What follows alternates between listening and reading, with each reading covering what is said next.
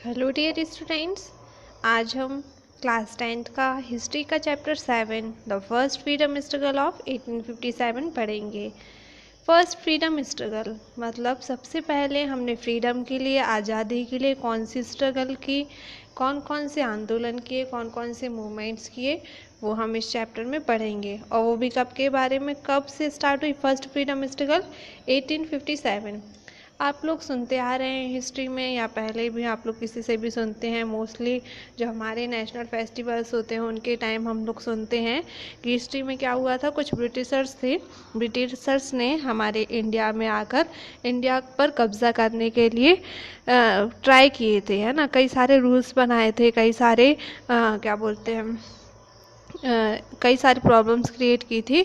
तो वो जो क्या बोलते, हम यहाँ पर सबसे पहले एक हिस्ट्री को हिस्ट्री जैसे नहीं पढ़ेंगे, बल्कि हम कैसे पढ़ेंगे कि स्टोरी टाइप पढ़ेंगे। सब लोग मतलब मन में एक इमेजिन, जैसे मूवीज़ देखते हैं तो उसकी इमेजेस बनाते जाते हैं, उसी टाइप से हम जितने भी यहाँ जो कुछ भी हिस्ट्री पढ़ेंगे उसकी एक इमेजेस बनाते जाएंगे। जैसे क्या हुआ था, तो हम लोग सोचते हैं कि पहले टाइम में जो राजा महाराजा होते थे उनके टाइम पर ब्रिटिशर्स आए, उनने क्या किया, ब्रिटिशर्स ने व्यापारी बनकर और मतलब व्यापारी बनकर उनके अंडर में वर्क किया, राजा महाराजाओं के अंडर में व्यापारी बनकर वर्क किया।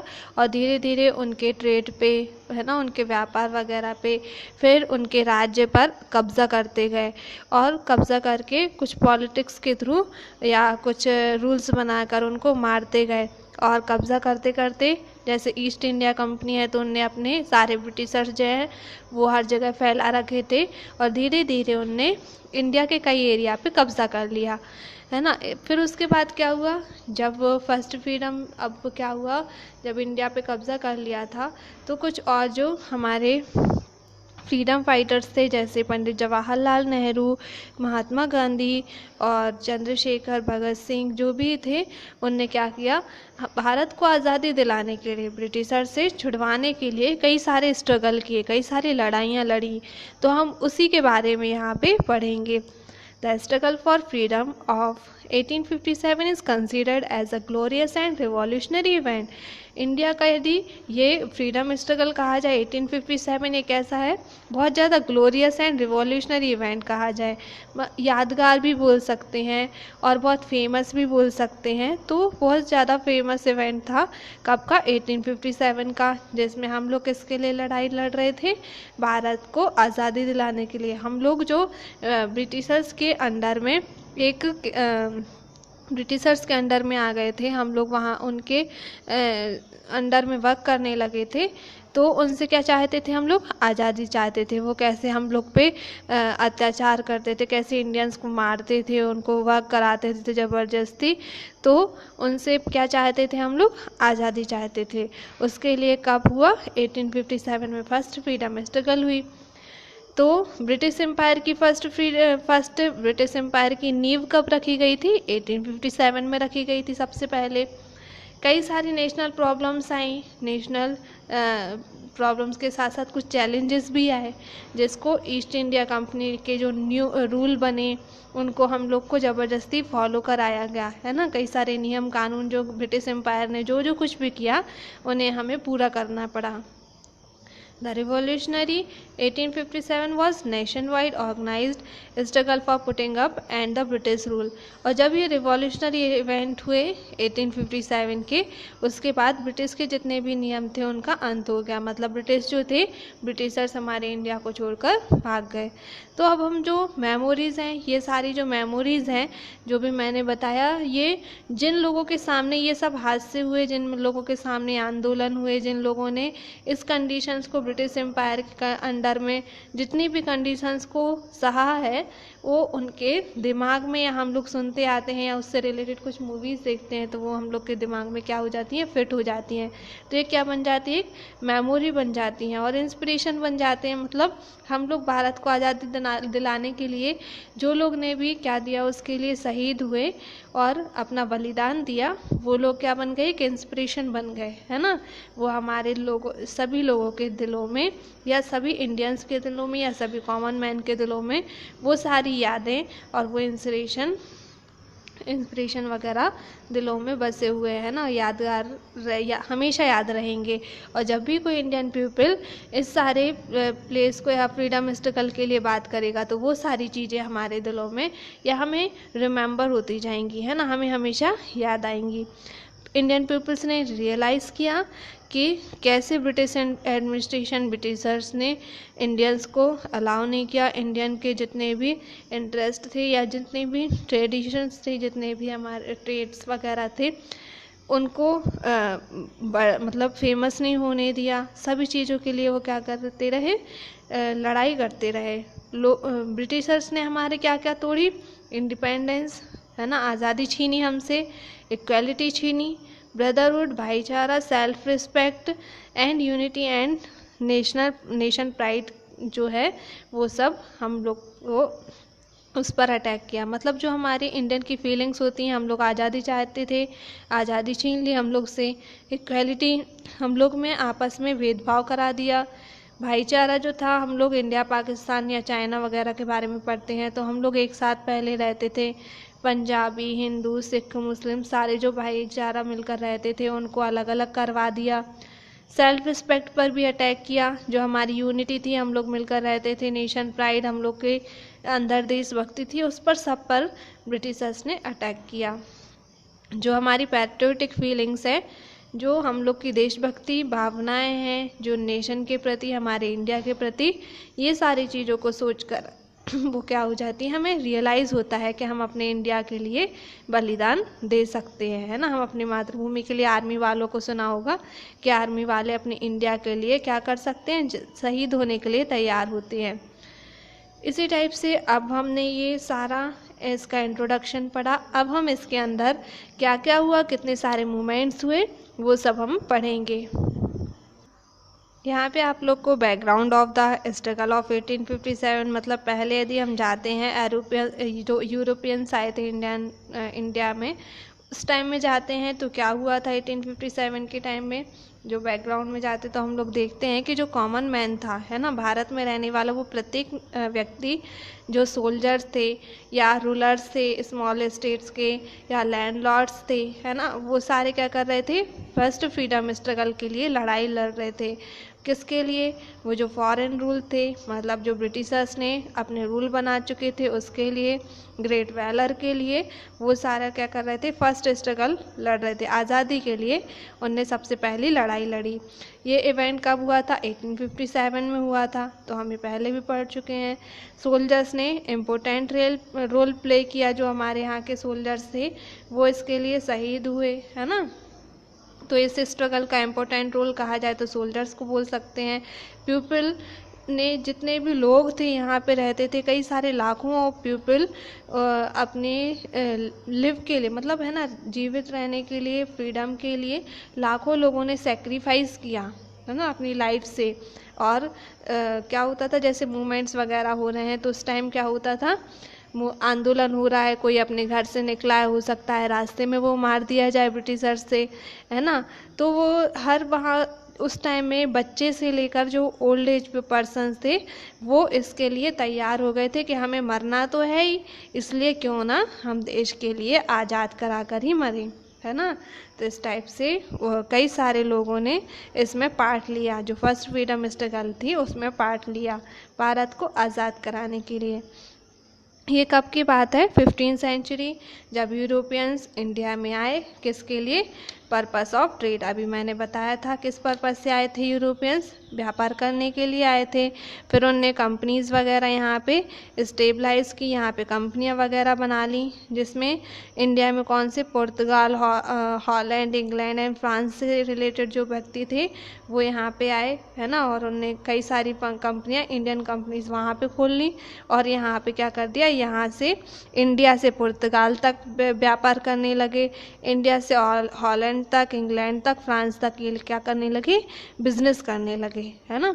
ये ट्रेड सेंटर्स हैं वो कोस्टल एरिया से कनेक्टेड थे, मतलब जो ये ट्रेड थे, ये जो बिजनेस थे वो किस एरिया से करते थे, फिर जो क्या बोलते हैं समुद्रों वगैरह से या शिप्स वगैरह से बोट्स वगैरह के थ्रू क्या करते थे, ये बिजनेस करते थे। मतलब जो भी मटेरियल यहाँ से ले जाना या वहाँ से लाना, तो समुद्रों या रिवर्स के थ्रू वो क्या करते थे, पुर्तगाल, हॉलैंड और इंग्लैंड, फ्रांस वगैरह ले जाते थे और वहाँ से लाते थे।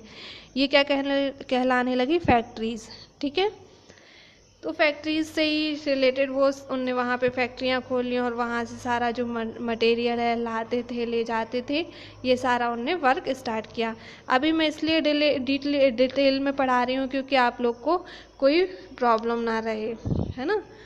फिर उसके बाद क्या हुआ, जब कंपनीज धीरे धीरे उन लोग ने क्या किया, अटैक करना स्टार्ट किया, कंपनी पर अटैक कर दिया, है ना।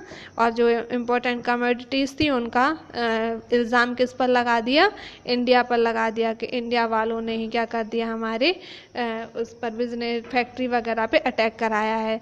धीरे मतलब जो एक पॉलिटिक्स होती है, आप लोग टीवीज़ वगैरह में भी देखते होंगे, तो उसमें क्या देखते हैं कि कई लोग क्या होते हैं, यदि शातिर लोग होते हैं वो लोग क्या करते हैं, जैसे किसी चीज़ पर अपना कब्जा करना होता है तो उसको पाने के लिए कुछ भी दिमाग लगाते रहते, कुछ भी पॉलिटिक्स करते रहते। उसी टाइप से इसमें भी हुआ था, है ना। कमोडिटीज़ वगैरह पे क्या किया, इंडिया का अटैक, मतलब बोल दिया इंडिया ने अटैक किया है, इस टाइप से उसको एक्सपोर्ट कराने के लिए वो हायर प्रॉफिट कमाते थे, है ना। इंडियन कम्युनिटीज़ को भी मान लो रातों रात चुरा लिया, है ना, उसको एक्सपोर्ट कर दिया और उससे हाई प्रॉफिट कमा लिया। तो इस टाइप से हर कुछ करके क्या किया, धीरे धीरे इंडिया पर प्रॉफिट कमाया, है ना। धीरे धीरे इंडिया पर अटैक करके कब्जा कर लिया। इसकी डिटेल आप खुद से पढ़ेंगे, है ना। फिर जब यदि नहीं आता है समझ में तो आप मेरे से पूछ सकते हो। यहाँ पे लिखा है जैसे ब्रिटिश ईस्ट इंडिया कंपनी ने क्या किया, ब्रिटिश ईस्ट इंडिया कंपनी कब आ गई थी यहाँ पे, 1600, मतलब कौन से 1600 ईयर में ब्रिटिश ईस्ट इंडिया कंपनी, जो ब्रिटिशर्स थे वो इंडिया में आ गए थे। उनने अपनी यहाँ पे कंपनी खोल ली और क्या, मोर प्रॉफिट कमाने के लिए, मतलब बिजनेस वगैरह में सबसे ज़्यादा प्रॉफिट कमाने के उद्देश्य से वो यहाँ पर इंडिया में आ गए। और धीरे धीरे उन्होंने क्या किया, सूरत जो फर्स्ट प्लेस है, सूरत फर्स्ट प्लेस था जहाँ पर उन्होंने ये ट्रेड सेंटर स्टेबलाइज किया। मतलब ईस्ट इंडिया कंपनी सबसे पहले कहाँ पर आई थी, सूरत में आई थी बिजनेस करने। फिर उनने कौन से और कई सारे ट्रेड सेंटर्स थे, फिर उसके बाद उनने भरूच, अहमदाबाद, आगरा, मछलीपट्टनम, मद्रास, कलकत्ता, बंगाल एंड मुंबई में क्या किया, धीरे धीरे स्टेबलाइज हो गया, धीरे धीरे वो फेमस हो गए। उनने अपनी कंपनी यहाँ पर इन जगहों पर बना ली। फिर औरंगजेब की डेथ 1707 में होने के बाद मुग़ल एम्पायर ने अपनी नींव रखी, मुग़ल एम्पायर के अंडर में आ गया सारा। फिर उनने क्या किया, जो ब्रिटिशर्स थे उनने मुग़ल एम्पायर के अंडर में ट्रेडर्स बनकर आकर क्या किया, धीरे धीरे पॉलिटिक्स मैटर्स के थ्रू स्टेट का बंटवारा कर दिया और उन पर अपना अधिकार जमा लिया। फ्रेंच कंपनी वगैरह भी आई ईस्ट इंडिया कंपनी के बाद। फ्रेंच कंपनी आई जिसने हैदराबाद और कर्नाटक जो कि साउथ में है उस पर अपना कब्जा करना चालू कर दिया। वहाँ पे हैदराबाद और कर्नाटक में स्टेबलाइज हो गई, है ना। इस टाइप से कई सारी जो यहाँ पर कंपनीज आती गई और अपना बिजनेस वगैरह जमाती गई और धीरे धीरे सारे स्टेट पर अपना कब्जा करती गई। मतलब वहाँ के राजा वगैरह को मारकर और अपना धीरे धीरे या आपस में लड़ाई करवा कर, दोनों राजाओं की लड़ाई करवा दी, फिर जो मर गया उसको अंडर में। इस टाइप से जो पॉलिटिक्स होती है कि आपस में या तो बोलते हैं शाम दाम दंड भेद, या तो पैसे देकर, है ना, या मार कर, या फिर आपस में लड़ाई करवा कर क्या कर दिया, उस चीज़ पर अपना कब्जा कर लिया। तो इसी टाइप से पॉलिटिक्स सारी उन्हें आजमाते गए और इंडिया पर कब्जा करने के लिए वो रूल्स बनाते गए। ये डिटेल्स आप लोग खुद पढ़ लेंगे कि किस टाइप से उनने अधिकार किया पंजाब पे। फिर धीरे धीरे सोल्जर्स उनके फैलते गए, कई सारे सोल्जर्स आते गए और हर एरिया में उनने अपना अपना कब्जा कर लिया। अब आपका आता है the causes of first struggle for freedom. सबसे इम्पोर्टेंट क्वेश्चन है ना, 10th क्लास का मोस्टली इम्पोर्टेंट क्वेश्चन है ये। कॉजेज़ क्या थे, किन कारणों से फर्स्ट फ्रीडम स्ट्रगल हुई, है ना। तो किन कारणों से हुई, सबसे पहले हुई थी पॉलिटिकल रीजंस के कारण। पॉलिटिकल रीजंस थे, तो आप लोग को कॉजेस पूछे जाते हैं तो कॉजेस में आप लिखेंगे political reason, economic reason, social and religious reasons और इमीडिएट रीजंस, है ना। सबसे पहले तो आप लोग को लिखेंगे पॉलिटिकल रीजन। पॉलिटिकल रीजंस में आ जाएंगे जो लैंडलॉर्ड्स थे, पॉलिटिक्स हुई, पॉलिटिकल रीजंस पॉलिटिक्स के अकॉर्डिंग आ जाएंगे। पॉलिटिक्स क्या हुई, जो लैंडलॉर्ड्स थे मतलब जो ज़मींदार वगैरह थे वो आ गए, है ना। उनने क्या किया, ब्रिटिश ने बोल दिया उनको कि जो उनकी ज़मींदार वगैरह से बोल दिया जो किसान हैं उनकी ज़मीनों को हड़प लो। अब आप लोग ने देखा होगा यदि कोई किसान की ज़मीन हड़पता है तो क्या करवाता है, उनकी प्रॉपर्टी को, यदि पैसों की ज़रूरत है तो उनकी प्रॉपर्टी को अपने अंडर में कर लिया, उनसे कहीं पे भी थंब लगवा लिया, है ना। और उसकी प्रॉपर्टी अंडर होने के बाद उसको क्या कर लिया, धीरे धीरे बोल दिया कि कुछ भी मतलब ब्याज लगा दिया या लाइफ टाइम तक, अब लगान इतना लगा दिया कि लाइफ टाइम तक तुम हमारे ही अंडर में काम करोगे। तो इस टाइप से वो लैंडलॉर्ड्स को खरीद लिया।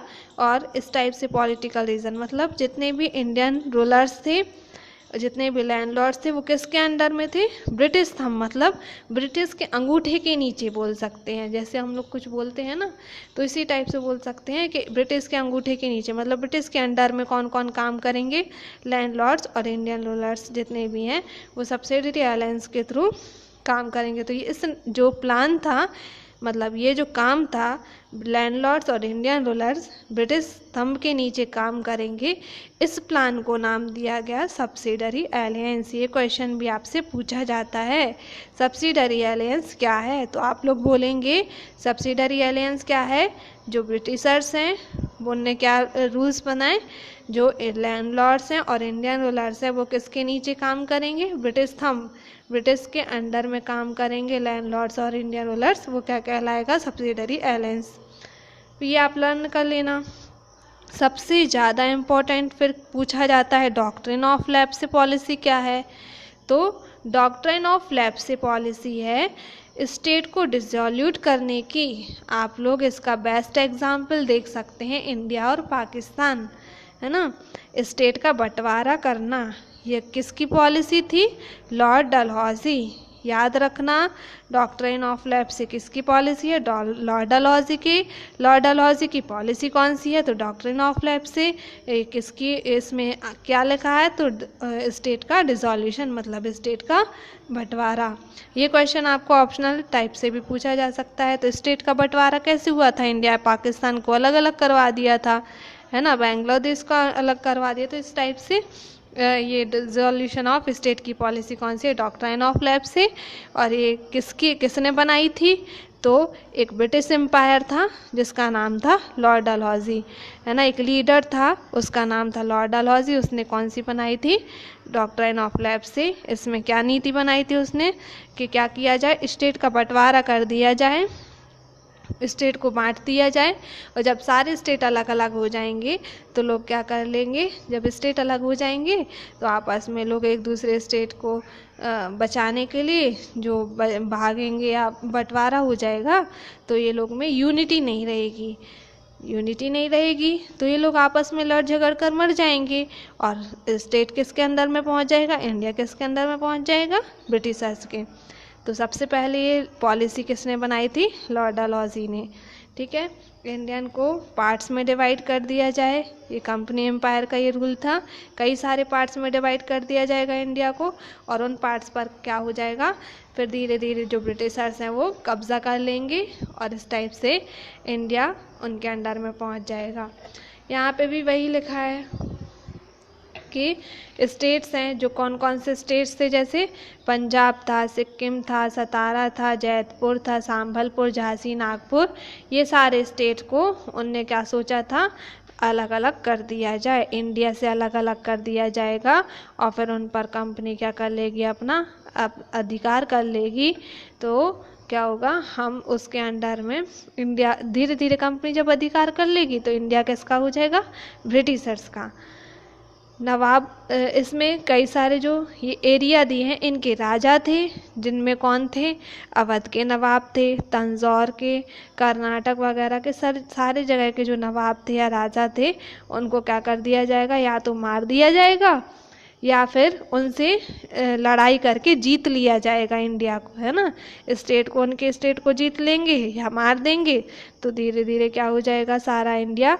यदि हम लोग इंडिया का मैप देखते हैं, एक स्टेट को मतलब इस एक स्टेट का राजा है, उसने क्या किया, लड़ाई करके ब्रिटिशर से वो मर गया, या फिर अंडर, यदि ऐसे नहीं मरा, हार गए तो राजा को मार दिया। तो ऐसे कर करके क्या हो जाएगा, धीरे धीरे इंडिया के जितने भी पार्ट्स हैं वो किसके अंडर में पहुंच जाएंगे, ब्रिटिशर्स के, है ना। फिर उसके बाद एनेक्सिटी, कुछ जो फैमिलीज थी स्टेट की उनको खरीद लिया, सोल्जर्स थे, क्राफ्ट्समैन थे, पीपल थे, वो कई सारे जो वो व्यक्ति थे वो किससे प्रभावित हुए, सबसे ज़्यादा ब्रिटिशर से बहुत ही ज़्यादा वो हो रहे थे, उनको अटैक किया जा रहा था, ब्रिटिशर्स उनको मार रहे थे, उन पर बहुत ही ज़्यादा बोलते हैं आग लगा देते थे, कभी किसी को मारते थे, कभी किसी को काटते थे, है ना, वो तो किसी को गोली मार देते थे। तो कई सारे वो बोलते हैं क्या टॉर्चर कर रहे थे, है ना।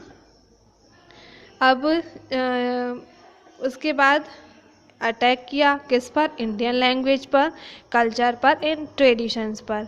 कैसे किया, इंडियन लैंग्वेज पर, क्योंकि ब्रिटिशर्स की लैंग्वेज कैसी थी, इंग्लिश थी, और हमारी कैसी थी, हिंदी। इंडिया की लैंग्वेज कौन सी है, हिंदी।